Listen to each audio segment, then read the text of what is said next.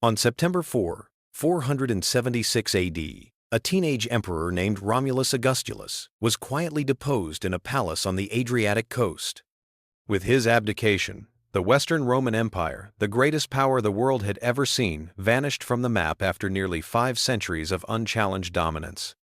An empire that once governed 70 million people across 3 continents, built 400,000 kilometers of roads, and imposed its language, law, and culture from Scotland to Syria, simply ceased to exist. Historians have argued for centuries about why Rome fell. Was it barbarian invasions, economic collapse, moral decay, or the sheer impossibility of governing so vast a domain? Most now agree it was never one cause, but a lethal convergence of many internal rot and external pressure feeding on each other until the structure finally gave way. Today, an increasing number of scholars, strategists, and citizens see unsettling parallels in the United States. The world's sole superpower since 1945, America maintains nearly 800 military bases abroad, spends more on defense than the next 10 nations combined, and projects its culture and currency across the planet. Yet beneath the surface lurk familiar symptoms: political paralysis, soaring debt, cultural fracture, and a growing sense that the American century may be drawing to a close. This essay examines the collapse of Rome not as ancient history, but as a mirror. By understanding the forces that undid the eternal city, we may yet recognize and perhaps arrest the dangers now facing the American Republic.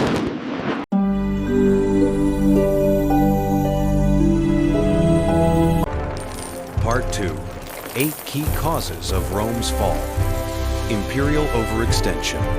The empire grew too large to defend with pre-modern logistics. Frontiers stretched 5,000 miles. Moving legions from Britain to the Euphrates took months. By the 4th century, Rome was spending 3/4 of its budget on an army that still could not be everywhere at once. Economic hollowing out and financial ruin. Successive emperors debased the silver denarius until it contained almost no silver. Prices soared 1,000% in a single generation.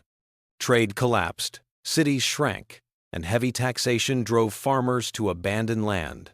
By 300 AD, the once vibrant Mediterranean economy had turned into a command system sustained by coercion rather than commerce. Corruption and elite decay. The Senate became a rubber stamp. Emperors were made and unmade by the Praetorian Guard auctioning the throne. Office holding turned into licensed looting. Public service, once an honor, became a burden citizens avoided at all costs. Social cohesion shattered. Class warfare between patricians and plebeians gave way to religious strife after Christianity's rise. East and West grew culturally apart. Civic spirit, the old Roman willingness to pay taxes and serve in the legions, evaporated. By the 5th century, wealthy landowners built private fortresses and hired their own armies rather than support the state. Demographic decline.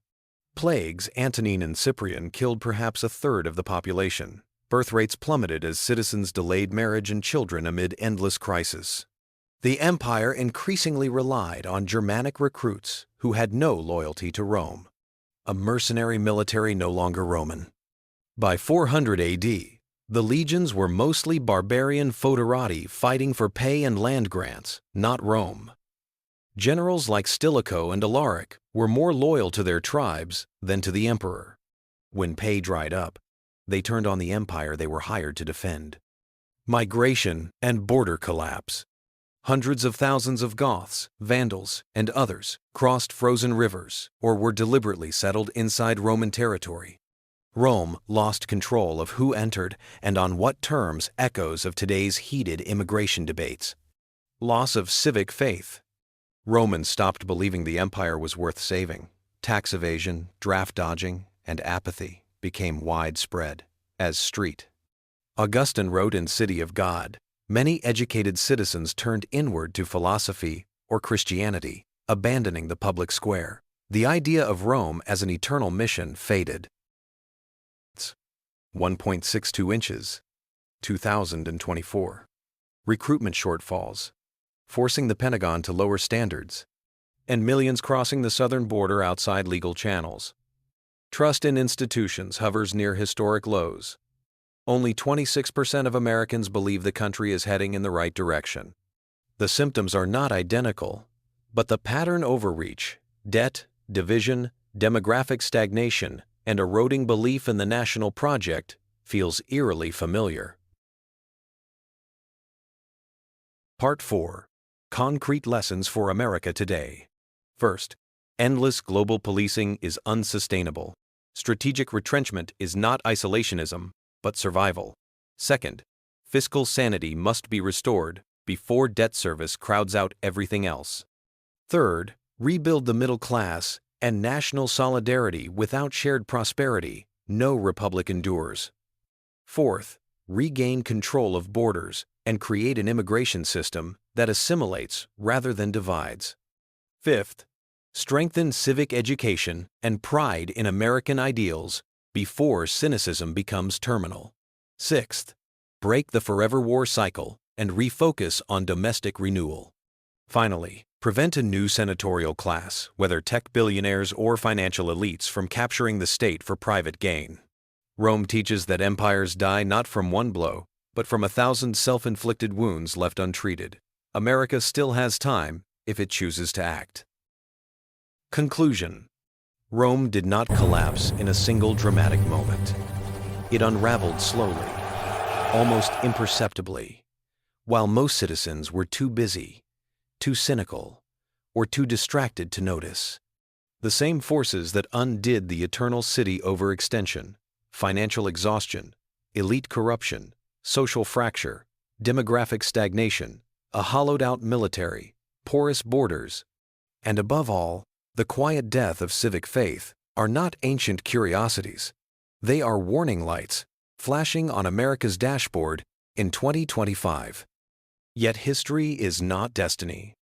Unlike Rome, the United States possesses advantages the ancients could only dream of: a flexible constitution, a culture of self-correction, revolutionary technology, oceans on two sides, and a continuing ability to attract the world's most talented immigrants when policy allows it. Rome had no Federal Reserve, no Silicon Valley, no First Amendment, and no tradition of peaceful power transfer after elections, however messy those elections have lately become. The Roman mirror is unsettling, but it is still just a mirror. Whether America repeats the tragic arc of the late empire or writes a new chapter of renewal depends entirely on choices made in the next decade.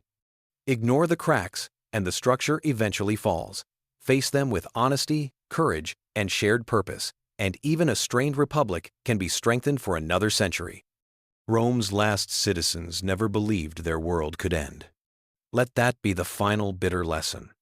Empires perish not because collapse is inevitable, but because the people who could have prevented it refused to believe it was possible until it was too late. America still has time.